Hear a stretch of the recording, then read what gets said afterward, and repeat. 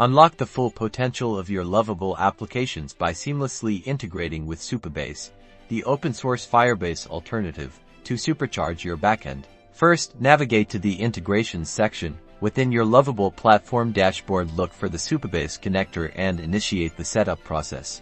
You'll need to obtain your Supabase project URL and public key. Access your Supabase project dashboard, and you'll find these critical credentials conveniently listed.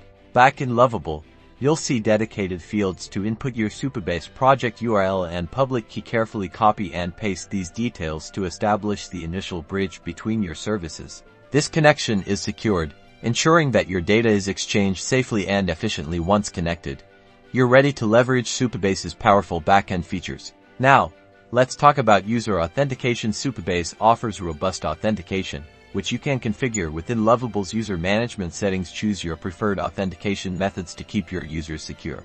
With authentication in place, you can begin exchanging data. Lovable can now interact with your Supabase database, allowing you to store, retrieve, and manage all your application's information.